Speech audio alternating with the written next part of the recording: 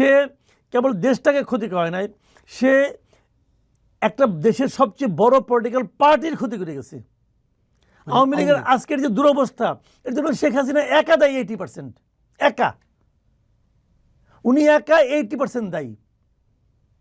কাজেই উনার কথা বলে লাভ নাই। কিন্তু আপনার যে উপলব্ধির সঙ্গে তো আওয়ামী লীগের সাধারণ নেতাকর্মীদের কিন্তু আমার কিছু যায় আসে না, যায় আসে না কেন? আমি তো আওয়ামী লীগ করি না, আমার সঙ্গে ওদের উপলব্ধি মিলতে হবে কেন? আমি তো বাইরের থেকে দেখতেছি। আমি আমার বুদ্ধি দিয়ে জাতীয় ঐক্যবদ্ধ হবে কি করে? জাতীয় ঐক্যমত্য হবে। ঐক্যমত্য যেটা আকাঙ্ক্ষা, আমার আকাঙ্ক্ষা হলো কি যে ভাই আওয়ামী লীগ আলাদা একটা রাজনীতি করবে, বিএনপি একটা রাজনীতি করবে, জামাত একটা রাজনীতি করবে, সব ঠিক, কিন্তু বাংলাদেশটা এক। এই বাংলাদেশের আমরা সবাই নাগরিক, আমরা দেশটাকে অগ্রসর করব, দেশটার সামনের দিকে অগ্রসর হবে। এটা হলো ওই আপনার ইয়ের মতো, ওই একটা গাড়ি যখন থেমে যায়, ওই গাড়িটাকে ঠেলে না, ঠেলে তো একজন ঠেলে সাইড দিয়ে, একজন ঠেলে ওই সাইড দিয়ে, যে বাম দিক দিয়ে ঠেলে সে কিন্তু ডান দিকে ঠেলতেছে, আবার বাম দিকে যখন ডান দিকে ঠেলতেছে, আবার পেছনের লোক সামনের দিকে ঠেলতেছে। ঠেলা কিন্তু তিনজনের তিন দিকে, কিন্তু গাড়ির সামনের দিকে অগ্রসর হচ্ছে। নির্বাচনকে সামনে রেখে রাজনৈতিক দলগুলোর মধ্যে জোট গঠনের একটা প্রক্রিয়া চলছে এবং সর্বশেষ গতকাল 10 দল, জামাত ইসলামের নেতৃত্বে 10 দল আসন ভাগাভাগির ঘোষণা দিয়েছে। তাদের সঙ্গে আরেকটি দল থাকার কথা, ইসলামী ঐক্য, ইসলামী আন্দোলন। তারা থাকবে কি থাকবে না শেষ পর্যন্ত জানি না।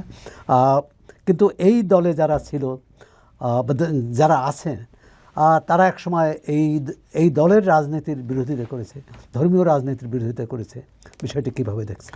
দেখেন, একটা জিনিস হলো কি, ইসলামী আন্দোলনের সঙ্গে জামাত ইসলামের জোট হওয়া ইম্পসিবল। এটা কোনো দিনও মিলার কথা না। কারণ ইসলামী আন্দোলনের লিডারদের যে মানে নীতি, তাদের যে আদর্শ, তার সঙ্গে জামাতের আদর্শ একদম বিপরীত।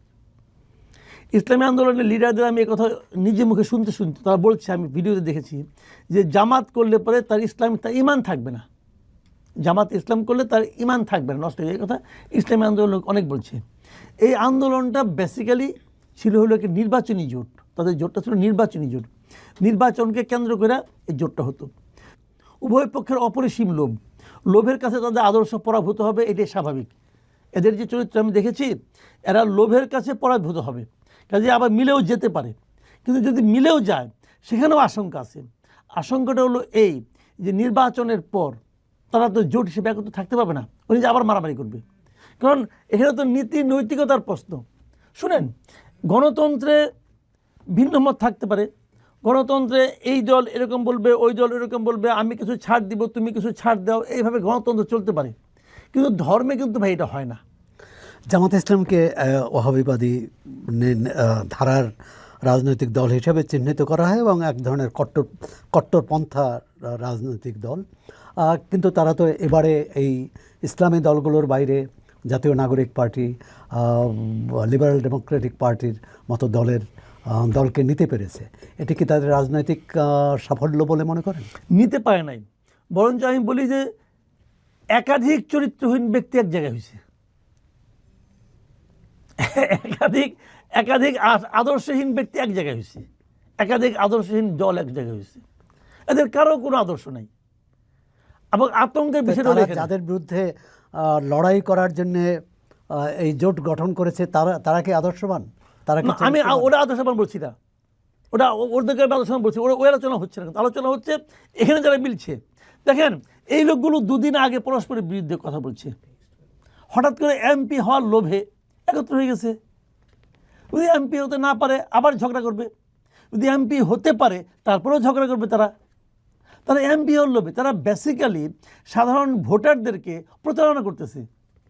অলি আহমেদ বলেন আপনি, অলি আহমেদ এর সঙ্গে যুক্ত হওয়ার আগে তার ইহকালে কোনোদিন সে জামাতের কোনো কর্মকাণ্ডের প্রশংসা করছে? আরে অলি আহমেদের রাজনীতি তো শেষ করে দিয়েছে জামাত। অলি আহমেদের যে রাজনীতি, সেটা তো শাহজাহান চৌধুরী শেষ করে দিয়েছে। এবং তখন জোটের মধ্যে সে দুই জায়গায় দাঁড়াবে, এক জায়গায় সে দাঁড়াবে, এক জায়গায় তার বউ দাঁড়াবে, এটা নিয়ে তো তার সঙ্গে বিএনপি ঝামেলা। তাহলে সে তো বিএনপি বড় নেতা ছিল রে ভাই, সে তো এই 11 বয়সে ওদের সঙ্গে গেছে। তিনি কেন বুড়া বয়সে যদি একটা এমপি হইতে পারি, আর কিছু না, এতে তো লোভ তো অন্তহীন।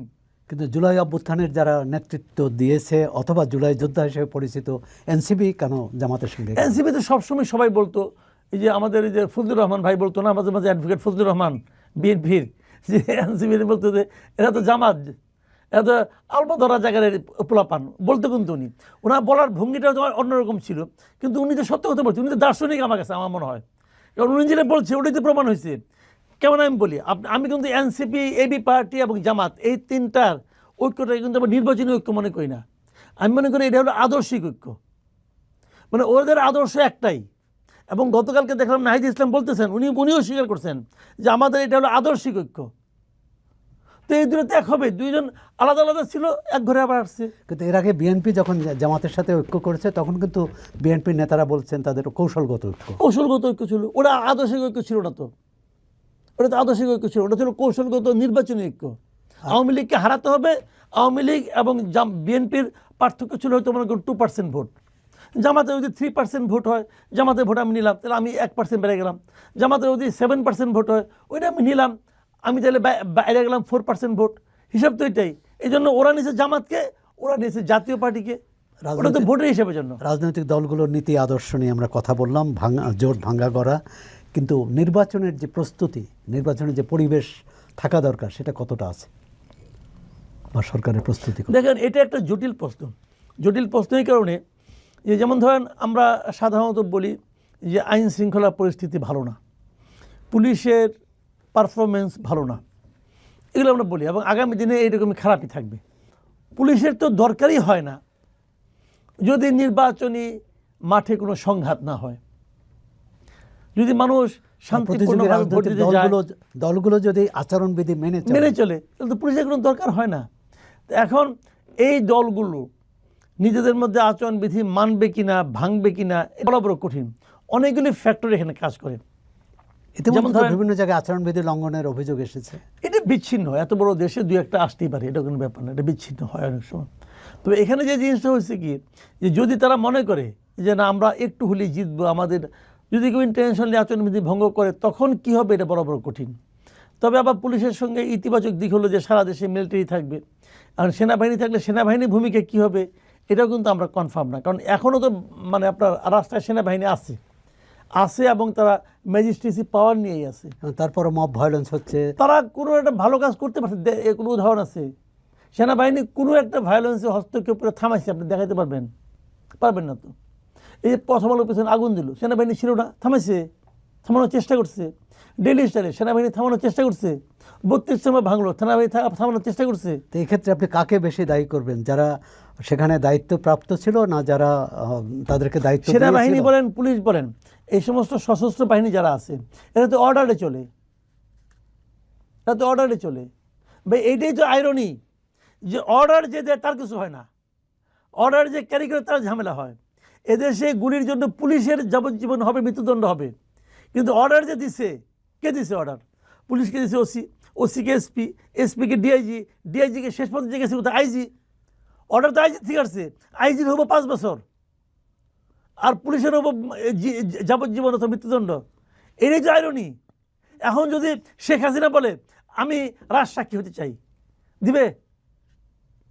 মানে কোন বিবেচনায় আইজিপিকে রাজসাক্ষী বানানো হলো? আমি ভাই এটা আমার হিসাবে মিলি না। কোন বিবেচনায়? ভাই সেই তো মেইন ক্রিমিনাল। সে আপনার মনে আছে নিশ্চয়ই, এই যে সময় যখন বঙ্গবন্ধু হত্যার বিচার হয়, তখন সাক্ষী দিতে আসছিল শফিউল্লাহ সাহেব, ওই যে আর্মি চিফ। তখন তাকে বিচারক জিজ্ঞাসা করছিল, আপনি সাক্ষীর কাঠ করায় কেন? আপনার তো থাকার কথা আসামির কাঠ করায়, ঠিক না? তো আব্দুল্লাহ মামুনের তো থাকার কথা আসামির কাঠ করায়, সে তো মেইন আসামির ভাই।